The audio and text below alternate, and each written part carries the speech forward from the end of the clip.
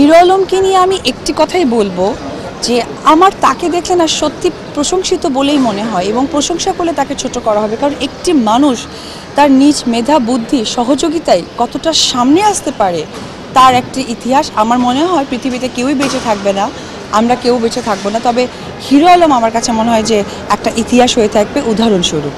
অপু বিশ্বাসকে আমরা ইলেকশনে কবে দেখছি? আমি প্রথমে সিনেমার মানুষ, জনগণের খুব কাছাকাছির মানুষ, এটা নিয়ে অনেকে হয়তো বা বিভ্রান্তি ছড়ায় যে উনি ফিতা কাটেন, আসলে না, আমি জনগণের কাছে যাই, কারণ কাছে যে তাদের ভালোবাসা তাদের দেখা, যেমন আমাকে কাছে পেয়ে বলে আপা আপনাদের ওই ছবি দেখেছি ওই ছবি দেখেছি, এই যে কাছে থেকেও একটা মনের ভাষা প্রকাশ করতে পারে সেটাই যাওয়া। আর নির্বাচনের মাঠ তো আসলে আমাদের সিনেমার জনগণ, ওই জনগণের মধ্যে আমি আলাদা কিছু দেখি না, সুতরাং সময় হয়তো বলে দিবে আমার কিছু না।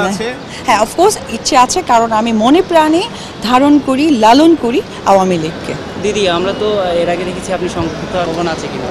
Let's see. আরেকটা বিষয় কি জানতে চাই, যেহেতু ফেরদৌস ভাই আছে, মাহি দাঁড়িয়েছে, তাদের জন্য আসলে আপনার কি বলার আছে?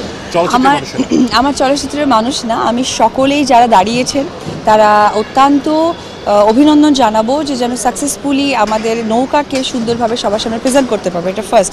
আর তারপরে বলবো, যেহেতু আমাদের অঙ্গনের আমাদের সহশিল্পী ফেরদৌস ভাই এবং মাহি দুজনেই আমার প্রচণ্ড পছন্দের মানুষ, সাথে আরও যা অনেকেই আছেন, হিরো আলমও আই থিঙ্ক করছেন, আমি সকলের উদ্দেশ্যেই বলবো কংগ্রাচুলেশন, আরও এগিয়ে যাক। আমাদের যদি কোনো সাপোর্ট, কোনো হেল্প লাগে প্লিজ জাস্ট বলবে, কারণ আমরা সকলের একটা পরিবার।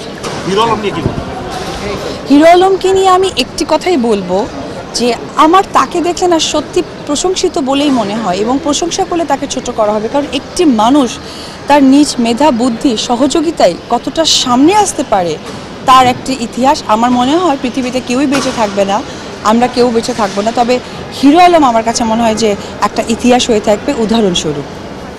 Thank you.